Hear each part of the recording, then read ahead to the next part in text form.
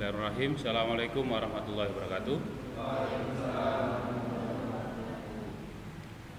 Kita ulangi keamanan informasi yang pada bab OTP ya. Bab OTP yakni adalah chipper yang tidak bisa dipecahkan ya, tidak dapat dipecahkan. Apakah ada ya OTP ya. Dulu saya sudah kasih sedikit tentang gambaran OTP itu. Dia umurnya hanya 60 detik ya. Pendahuluan unbreakable chipper merupakan klaim yang dibuat oleh kriptografer terhadap algoritma kriptografi yang dirancangnya. Namun kebanyakan algoritma yang sudah pernah dibuat orang adalah breakable chipper atau bisa dipecahkan oleh orang yang tidak mempunyai kepentingan di situ ya.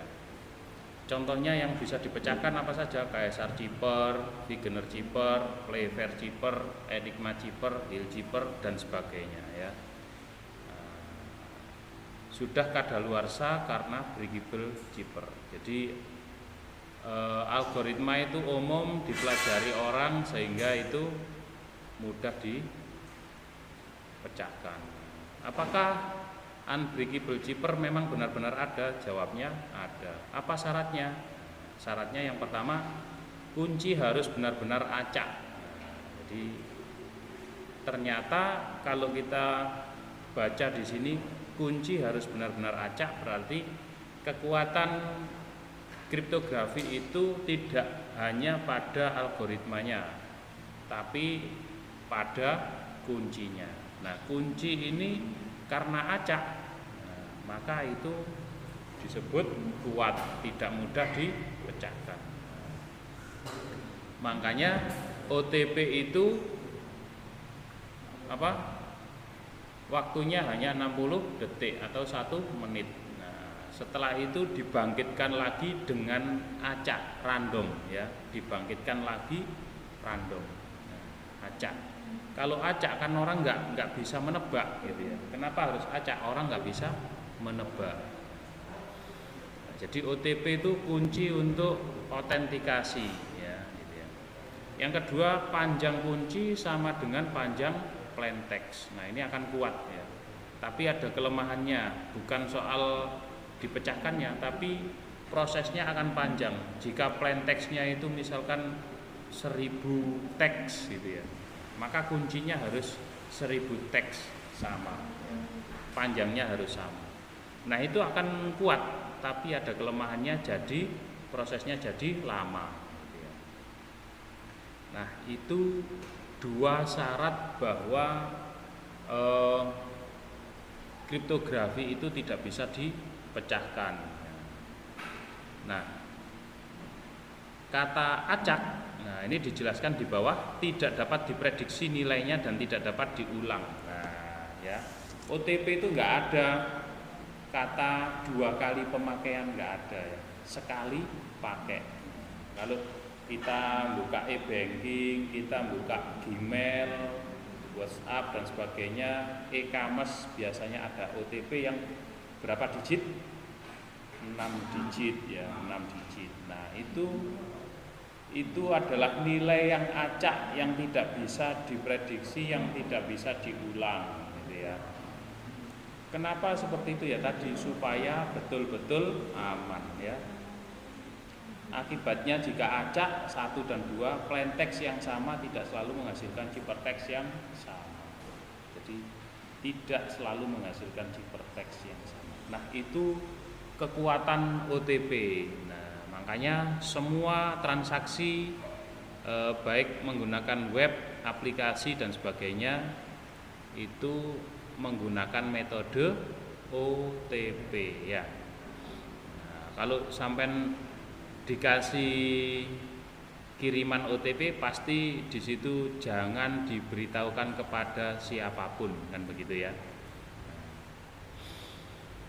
OTP satu-satunya algoritma kriptografi sempurna aman ya, perfect secrecy, sehingga tidak dapat dipecahkan adalah OTP ini ya. OTP ditemukan pada tahun 1917 oleh Major Joseph. OTP mengatasi kelemahan pada Wegener chipper. Nah, jadi metode membuat OTP ini sebetulnya menggunakan metodenya Wegener chipper ya. Nah, tapi Wegener chipper itu mengulang penggunaan kunci secara periodik, nah, makanya mudah dipecahkan. Nah, dulu Wegener chipper itu passwordnya misalkan Sony ya, Sony akan diulang-ulang, Sony. Nah, itu namanya periodik. Periodik itu bahaya, bisa diprediksi. OTP menghilangkan itu. Pada OTP ini panjang kunci sama dengan panjang plaintext. Nah, jadi jika ada plaintext misalkan OTP adalah chipper yang tidak bisa dipecahkan misalkan. Nah, kuncinya panjangnya sama dengan yang plaintext tapi acak. Nggak ada kata yang berulang itu ya. Nggak ada kata yang berulang.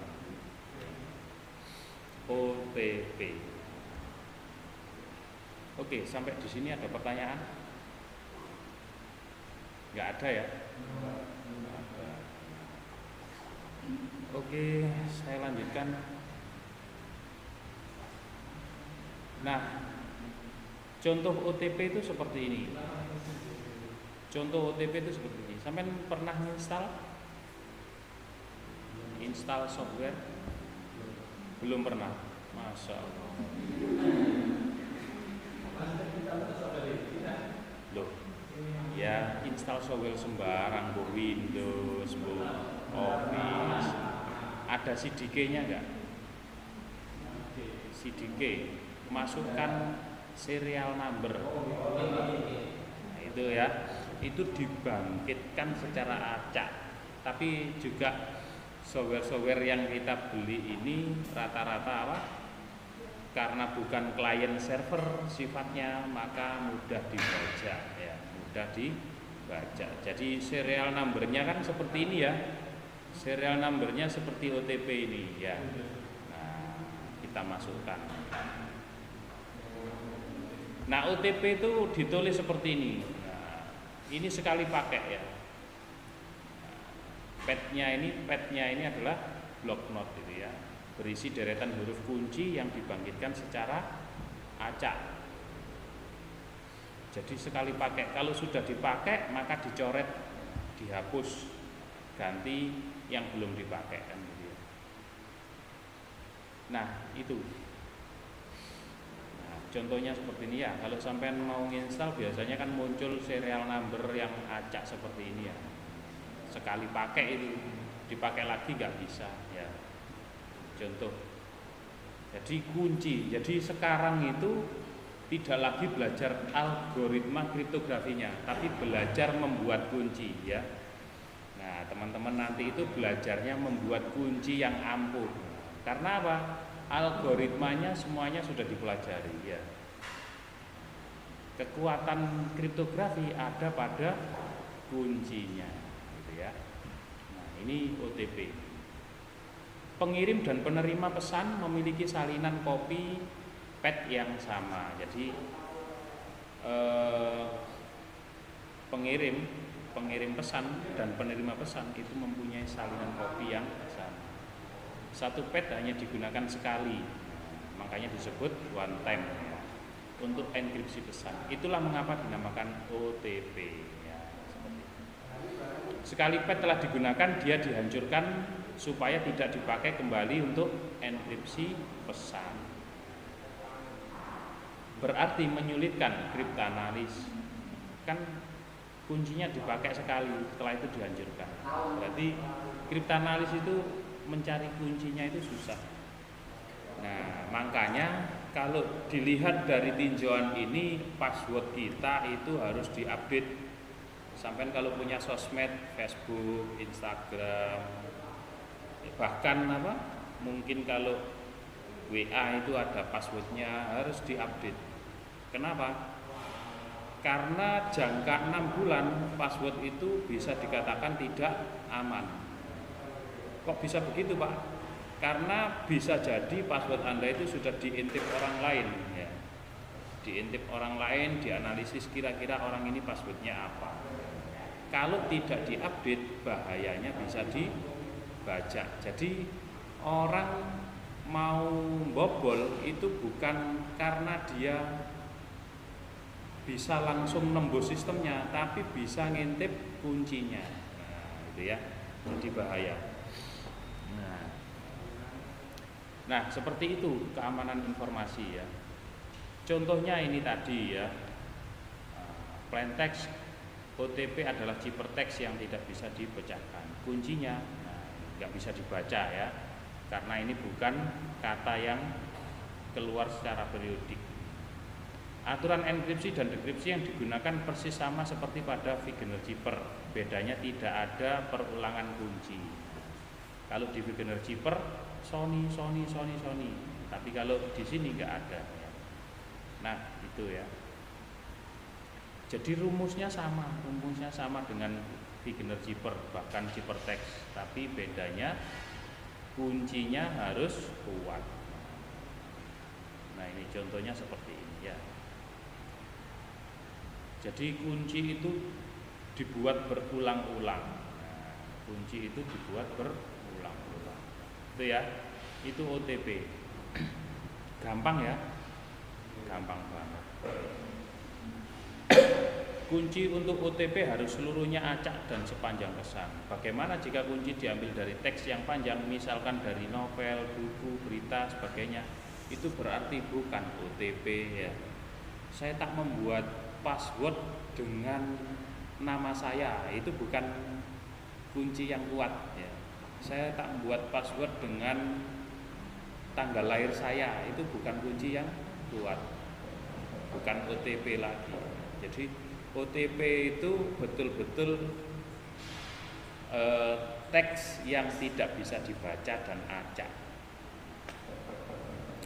yang tidak bernilai. Dalam arti tidak bernilai di kehidupan nyata kita. Itu OTP ya. Kunci di dalam OTP hanya dipakai sekali dan tidak pernah digunakan kembali. Sekali pakai ya. Bagaimana jika kunci dipakai untuk kedua kalinya? Nah, itu bukan OTP ya, dan tidak aman. OTP tidak bisa dipecahkan karena yang pertama kuncinya acak plus plain text yang tidak acak. Ciphertextnya seluruhnya acak. Ciphertextnya seluruhnya acak. Yang kedua, hanya terdapat satu kunci yang memetakan plain text ke ciphertext. Begitu sebaliknya ya. Mendekripsi ciphertext dengan beberapa kunci berbeda dapat menghasilkan plain text yang bermakna, sehingga kriptanalis kesulitan untuk betul-betul mana makna yang benar. Nah, seperti itu ya. Nah, misalkan seperti ini ya. Bisa jadi kriptanalis mencoba kunci LMCCAWAAZD untuk ciphertext HOJKOREGHP. Plain textnya Salmon X. Jika dicoba dengan kunci ZDVUZOEYEO, maka plain textnya jadinya Greenfield. Maka bingung sendiri. Ya. Oke, begitu ya. Sering mendapatkan OTP ya dari server ya, entah itu Facebook, Gmail, atau misalkan penggunaan Tokopedia, Bukalapak, Shopee, JDID, ya semuanya rata-rata ya, e-banking atau bahkan WhatsApp ya. Ketika kita install, mau login, masukkan OTP yang saya kirim melalui SMS misalkan gitu ya. Nah, kelemahannya meskipun OTP menawarkan keamanan yang sempurna, tetapi juga ada kelemahannya. Alasannya tidak mangkus karena panjang kunci sama dengan panjang pesan. Jadi kalau pesannya itu sampai 100 halaman berarti berapa paragraf misalnya. Nah, masa kuncinya juga sebanding sepanjang itulah, maka itu bahaya. Bukan bahaya ya, lemot, nanti enkripsinya lama, lemot gitu. Nah itu kelemahannya, makanya OTP itu biasanya digunakan untuk login gitu ya. Karena apa? Tidak panjang, tidak terlalu panjang. Yang kedua, karena kunci dibangkitkan secara acak, maka tidak mungkin pengirim dan penerima membangkitkan kunci yang sama secara bersamaan. Tapi ini jarang sekali ya. Ini jarang sekali. OTP hanya dapat digunakan jika tersedia saluran komunikasi kedua. Contohnya tadi, kalau kita buka aplikasi Facebook, OTP-nya kenapa melalui SMS? Supaya aman ya. OTP-nya melalui WA, itu secara aman. Nah, kalau kita ngomong aplikasi Facebook dan sebagainya ya. Nah ini kan aplikasi ya.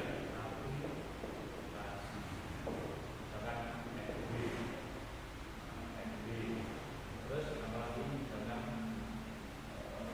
Shopee, ini kan aplikasi. OTP-nya disalurkan melalui SMS.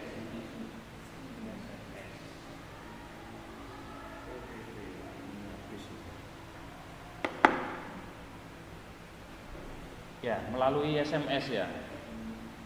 Kenapa kok begitu, Pak? Ya supaya aman, tidak ada apa? Tidak ada penyelundup apa itu penyelundup? Tidak ada orang yang mengintai melalui SMS dia. Jadi aplikasi kita ini bisa jadi sering dipantau sama orang ya, apalagi berbasis website. Nah, website itu sangat rentan ya. Website ini sangat rentan. Maka biasanya penyadap, penyadap itu melihat ini. Kan jarang ya orang penyadap SMS ya. Nah, ini OTP melalui jalur SMS. Paham ya? OTP melalui jalur SMS. Kalau OTP-nya melalui website, melalui aplikasi itu sendiri ya bahaya. Nah, itu ya.